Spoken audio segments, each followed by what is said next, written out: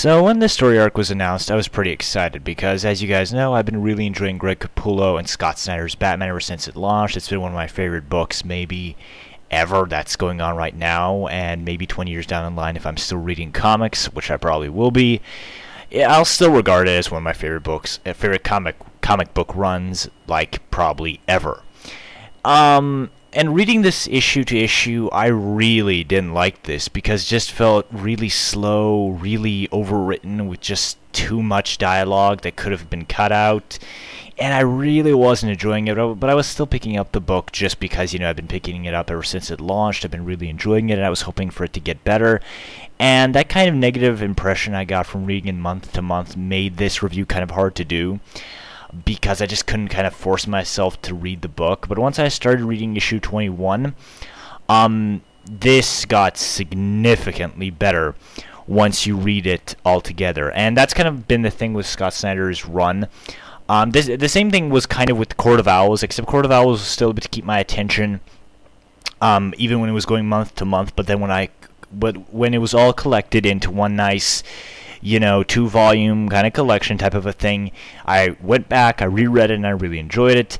Death of the Family wasn't as long as that, or as this will be. This is going to be another 11-issue arc, and it went faster, so I was able to enjoy it more month to month. And this kind of suffered from the Court of Owls thing. But now, going back and reading the first part, and the first story arc of Zero Year, I have to say this is significantly better once you read it together. It's that kind of a thing. My favorite part about this whole book is how it just kind of deals with the relationships between not just Bruce Wayne, but all of Gotham, the Gotham people who live in the city and the city of Gotham itself. The main thing that Scott Snyder has been doing with his whole Batman run is that Batman is a Gotham sexual. Like, Batman might have all of these different women in his life and all of these different relationships, but none of them are as deeply rooted into his character or will ever be to the same magnitude as his relationship with Gotham. And we kind of see how that whole thing is kind of building here. And because he has this great sort of speech he has at a press conference where he basically, asks, the people of Gotham, something all of us comic book readers have been wondering for decades now. And that is, why would anyone want to live in Gotham? He even says that this place fucking sucks. This place is terrible. You can get mugged, murdered, raped, any day of the week. You will suffer horrible, horrible things in this town.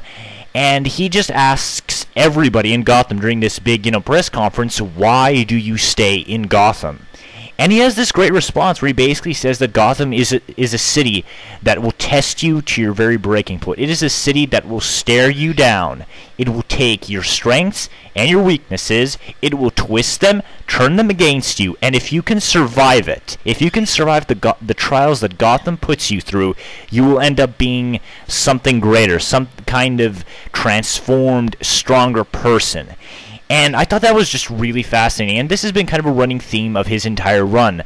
And this was also touched on really in, Court of Owls, where Batman, thought that he was Gotham. And at the end, he learned that Gotham is just like a force of nature in and out of itself. And this was also done by Jeff Johns in Batman Earth 1, where Gotham does indeed transform people. It puts you through these terrible experiences, and it tests you in so many gruesome, brutal ways.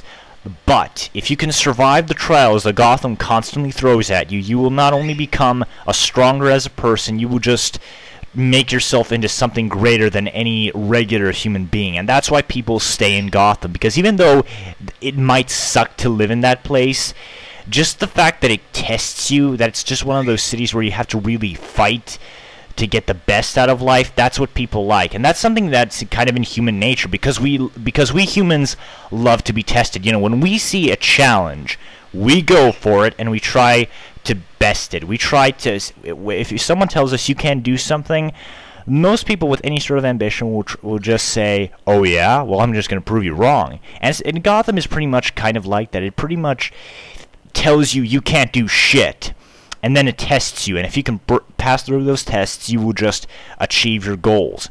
And that's kind of something that's, indicative of human nature. And that's easily my favorite part of the whole book, is how just Gotham transforms people and what kind of effect it has on them.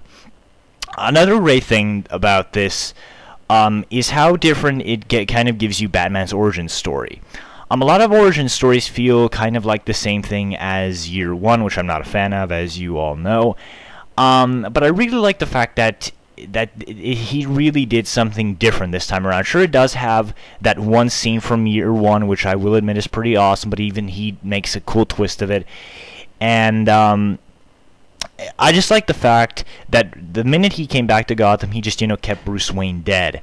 And he really plays up that whole aspect of, I don't want Bruce Wayne to be alive. I don't think he's, a necessary part of my, life. He doesn't need him. He doesn't want to run the company. He's perfectly fine with letting his Uncle Philip take it over for him. And at the beginning of his crime-fighting career, he's not even Batman yet. He's just using these different disguises and masks to infiltrate the Red Hood gang, who are the main enemies of this Secret City part of the storyline. And the Red Hood gang is a pretty interesting villain in and out of themselves. Especially the main Red Hood 1. There's something that may be Joker related that happens to him later on. I'm going to touch on that later. But that whole Red Hood gang is really interesting, because the way the Red Hood describes them is that the thing that's most scary about life is just the random chance. Like, even if you do everything right in your life, even if you're the nicest, bestest person on the face of in the universe, bad stuff can potentially happen to you. And that is more true in Gotham than in any other place in the whole world, real or fictional. Even if you're the best person on the face of the universe, if you live in Gotham, something terrible is most certainly going to happen to you, whether you deserve it or not. And the Red Hood gang, at least the leader of it, he basically saw that, the thing that's most scary about life isn't, the fact that you can get killed or the fact that all these terrible things could happen to you. He basically realized that the thing that's scariest in life is the random chance of something bad happening to you. And just because evil can find anybody, like, even if you've never done anything wrong to any other person, evil can and probably will find you in life, and bad things will happen to you. And just the randomness of it all is enough to drive anybody insane. And he even says that in the book. Like, he tells Bruce, while he's beating the shit out of him, that he tells him that if you try and make sense out of the randomness of violence, of evil, and of all that terrible things that happen in life, you're pretty much going to go completely insane. And the Red Hood gang, the way he describes them, is that they understand the randomness of violence, of evil, of the terrible things that happen in life, and they're basically, kind of like the sheep, kind of taunting the wolf. The wolf is the evil randomness, and they're the sheep, and they're just taunting him. And they understand that life is this way, but they don't care. They know that probably their operation is going to completely fall apart, but they don't care. They don't care about the randomness, or at least the leader of the Red Hood gang doesn't. He's just kind of nihilistic. When he apparently dies at the end of the story arc, he doesn't care. Like, he's perfectly fine with it, because he understands that that's how things are. And he actually it's kind of like the Joker in The Dark Knight, where he understands that life is this way, people are kind of this way, and he's kind of just ahead of the curve, and everyone's like trying to make sense of it. They're like, oh no, life isn't that bad. But when you really think about it, life really is kind of that bad.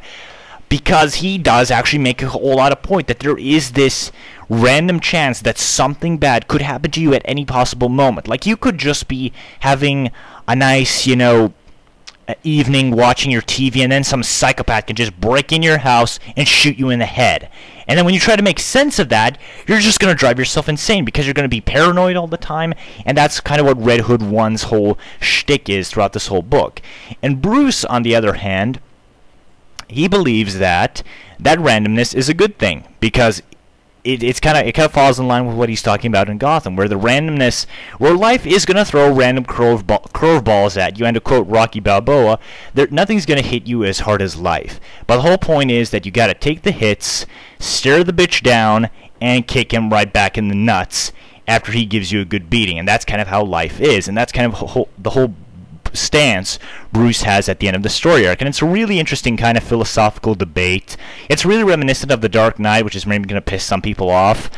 But it's an interesting debate, and I always like it when fictional characters kind of go into that stuff. And I really like scenes where two characters just kind of stand around and they just say what they, think about stuff. Like, this guy has this philosophy that, like, one character will stop and say, this is my philosophy, this is mine, and this is why we're conflicting and stuff. And I just love scenes like that in pretty much fiction. Like if that happens in a movie, I just love scenes like that, and I really like them when they're well done, as they are here.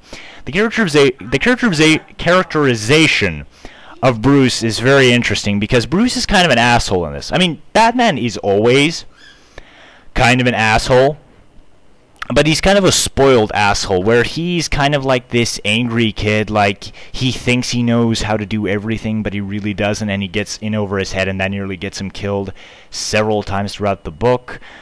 And the way Alfred reacts to it is, Alfred pretty much goes along with this whole insane plan of his because he thinks he can maybe talk him out of it, maybe he's going to grow out of this whole phase.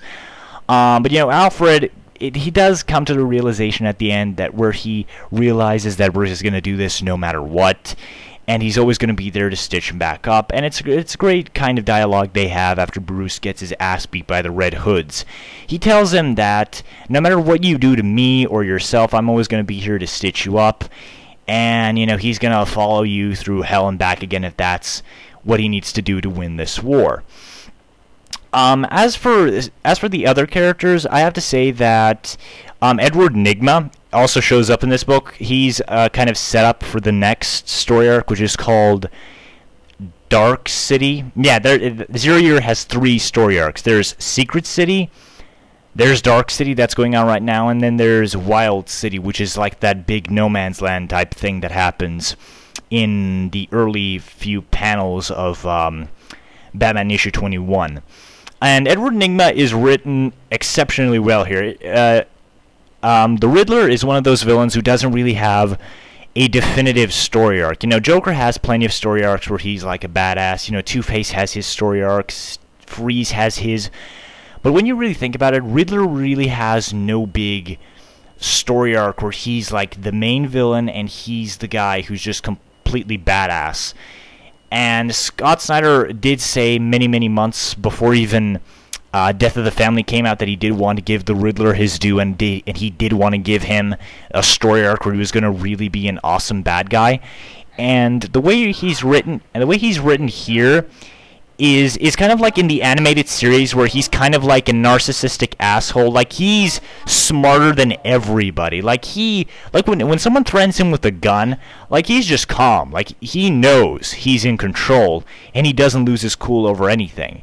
And you can really tell that this guy is just an evil mastermind. Like, he clearly is smart as Batman because he just knows how everyone's going to react. He clearly has his own plans, and in actuality, he does love to fuck with people. But at the same time, he's a narcissist because he wants to get caught. Because that's something that was touched on in Batman and Hush, where Batman tells him, kind of what's the point what's the point of making a great riddle or a great puzzle or something if everyone knows the answer to it? And that's kind of like the thing here, where Riddler is clearly leaving clues for Bruce to find him. He wants to be found out. That's always kind of been the Riddler's shtick, that he does love to fuck with people, but he has absolutely no problems being caught in the process at the end, because he just loves to say, ha ha ha ha, I told you so. And the same thing is here. He, lets his enemies, think that they got the upper hand, and then he just completely screws with them.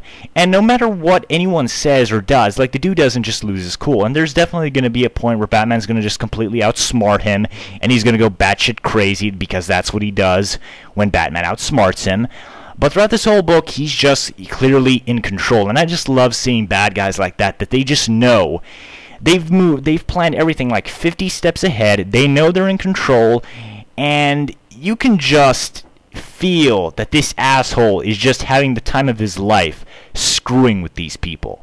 And his interaction with Bruce, like, he and Bruce only directly talk once, and there's this great, like, ancient Egyptian tablet-like panel where you just see them kind of having this back and forth. You know, he's throwing riddles at Bruce.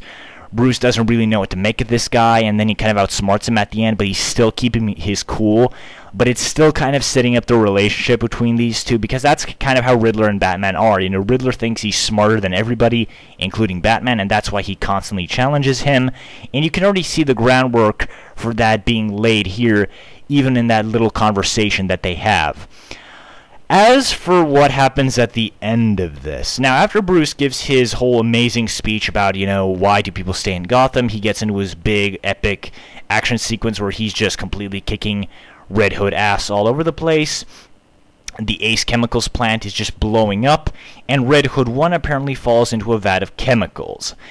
Now, when I first read this, I was really pissed off because I really like the fact that Joker's origin is never explicitly revealed. Like, he's always just a guy in a Red Hood costume that kind of fell into a vat of acid, but we don't know anything about him. You know, sure, Alan Moore gave us a hint of that in The Killing Joke. I know there are 2 more origins where he was like a mafia hitman, but none of that is really revealed in the comic books. I was kind of annoyed that they did kind of give him a definitive origin.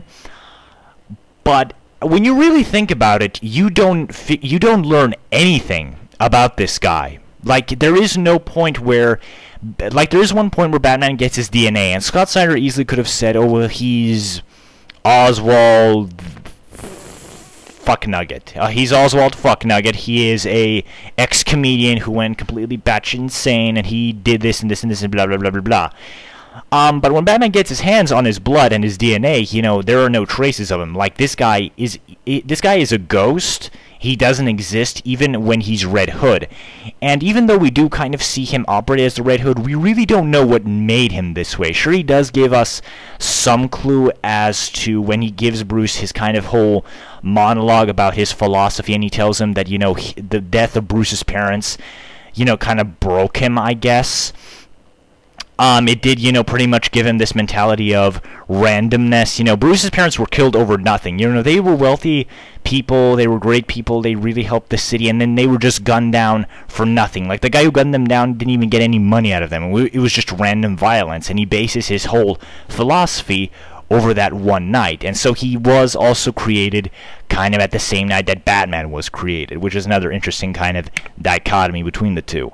But anyway, we really don't learn anything about this guy except that we don't know his backstory, we don't know his name, and even Scott Snyder himself points out several possibilities where he just says that because I have no DNA of this guy, because I don't have any way to track who this guy was, and at the end he kind of maybe finds out who he is, but even then Scott Snyder completely throws us off because he says, you know, his body has been rotting for God knows how long, because the combination of chemicals in that place just completely destroyed his body to the point where Bruce can't even tell how long this guy's been dead. And then Scott Snyder kind of throws us off and he gives us all these possibilities, like, was this guy always leading the Red Hood gang? Was he just a scapegoat? And then Bruce Wayne even says that, you know, maybe this guy was like a replacement. Like, maybe the real Red Hood is still out there, maybe he's still doing stuff, and this guy was just replacement. Maybe he was never, you know, the real leader of the Red Hood. And Scott Snyder is covering his ass, and I don't completely buy that. But when you really think about it, you really don't know anything about Joker. Like, he easily just could have been a comedian that just snapped and became like this. Or he could have been an ex-mafia boss, had a bad life, and then he got that mentality. Or I don't know his third origin. I am not sure what it is. But once you think about it, all 3 of his origins could still be applicable, and they could still make him end up like the guy he is. And his relationship with the whole Red Hood gang is really fascinating because these guys aren't standard goons. Like, these are people he's blackmailing to work for him. Like, he has so much dirt on the people working for him. Like, he's able to force a normal, like, chemistry teacher who has no experience in fighting or anything, just a regular dude trying to make it in Gotham City, and he's blackmailing this guy to work for him. Why is he doing that? Because he can. Because he doesn't give a shit. And he's, you know, perfectly willing to do or use or do whatever it takes to achieve his goals. And his goals are just kind of random violence, once you really think about it, and to instill fear in the city. Scott Snyder also addresses, he also addresses kind of like the secret identity thing where Bruce tells him that, he expects that people are just going to figure this out in a week, and if you think about it, they would. But then Alfred gives him another cool speech where he tells him, when he was a young man working in like the London theater, he was always worried about how people are going to see through him, like how they were just going to think that he's an actor. They weren't going to buy that he's actually playing the character he's playing in the theater.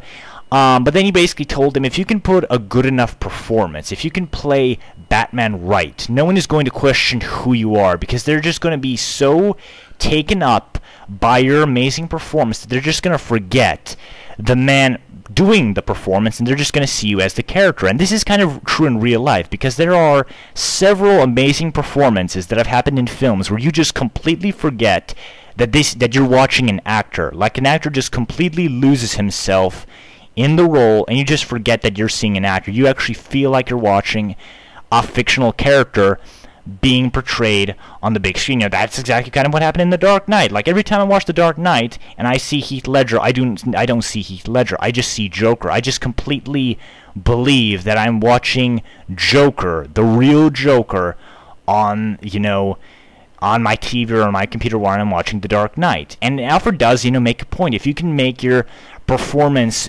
amazing enough, people are just going to forget the fact that you're a guy doing a performance, and they're just going to be caught up in, the amazingness of your performance. They're just going to stop asking questions. Like, they're not going to ask, like, oh, well, how did he do that? No, they're just going to say, man, this guy's fucking awesome. And that's kind of what happens with Batman. And I know you could say that's kind of like a stupid, way to cover your ass and to address the whole super identity thing, but for me, it kind of makes sense, because it has happened in films. There are lots of actors who have lost themselves in a role. They have been recognized by the Academy or by people, and they were able to just transcend acting and become the character they're portraying. And I think that Alfred addresses that by telling Bruce that if you can really become Batman, if you can really nail that performance and play him right, people are going to stop asking questions about you, and they're just going to get caught up in the hype. And I thought that was a cool way to kind of cover that whole secret identity thing. And I've been talking about this for a good 20-something minutes now. But if you haven't already realized, I really, really like this first part of Zero Year. Like, in issues, I wasn't enjoying it, but collecting it all, it's just a really thought-provoking, really interesting kind of look at early Batman, his relationship with Gotham, Gotham's relationship with its people, how the randomness and violence of life, and it's just really, really great stuff once you really think about it. Greg Capullo's art, I rarely talk about art because it's just kind of an afterthought for me. Usually I get caught up in the story. But the art here is really damn good. There are several panels where my jaw hit the floor. Like I already mentioned, the one with the Egyptian tablet when Bruce is talking to Edward Nygma in the museum. There are two more shots, like where Batman's like tying up Red Hood members, and he's just putting them on a billboard and making like a makeshift bat out of them, and it's an homage to Batman's very first appearance in Detective Comics like 70 plus years ago. There's another one at that same issue where he blacks out the city to stop the Red Hood plot, and it's like this big, made in like this kind of bat insignia kind of a blackout. I mean, it's kind of impossible if you think about it, but I mean, he's Batman, he can do it. I mean, he's Batman. Like, do you need an explanation for how he's able to black out a city in the shape of a bat? He's Batman. Okay, that's the explanation. Another great panel, two more great panels are where he's, standing alone, kind of in the darkness, and you just see this small bat flying through him. It's a very simple image, but it's pretty damn powerful. The more you think about it, I'm actually using it as the, kind of the wallpaper for this review. Another panel, great one, where young Bruce is like running away from a swarm of bats, and the swarm of bats are making this bigger bat kind of a thing, and it's really, really creepy. I'm actually using it as the desktop look for my, computer, because I really like that image. But yeah, great art, great action, great kind of themes that the book deals with, great characterization of everybody. Everybody sounds perfect like always. Like, I don't know how the hell Snyder does this, but he's just able to nail everybody right. I love young Bruce. I love that he's like he's kind of angrier and he just kind of doesn't, that he's kind of more vulgar, like he says shit, he gives the middle finger. And it's kind of weird seeing Batman do that, because I don't think Batman ever really swears. He might say damn or something, but it's kind of cool to see a more vulgar, younger Batman who just hasn't really nailed the whole thing down yet. And we're probably going to get to see that as the story arc progresses. I'm really interested to see what Dark and Wild City are going to do, because this was hyped up as like the big Riddler story, and Riddler is present in this, like I said before, but he's not a big player. And at the end of issue 24, which is a big oversized issue, you get to see, you know, Dark City happen. He blocks out the entire city and things are just going wild. There's a big storm coming to Gotham and things are just going to hell real fast. So yeah, I'm really interested to see where this is going to go. Poison Ivy is going to appear during the Wild City part, which I don't know. And that's pretty interesting, you know. That's a pretty interesting way to pick Batman's very first supervillains, you know, Red Hood, Riddler, and Poison Ivy. It's a pretty interesting and different take on them, on who you would pick as, you know, the first, you know, supervillains Batman's gonna fight. But then once you see my Batman stuff on DC 2014, which is probably going to be renamed, no, it will be renamed into something else, you're probably going to see an even weirder selection of bad guys I picked for his first Rogues Gallery. But I'm rambling on, as I do at the end of every video. So yeah, I really enjoy this. I think this is absolutely amazing, just like the rest of Scott Snyder's run. Like, if you're not someone who's liking Scott Snyder's work, you're not gonna be sold on this. But if you're someone like me who's been enjoying it since day one, you're gonna love this as much as I did.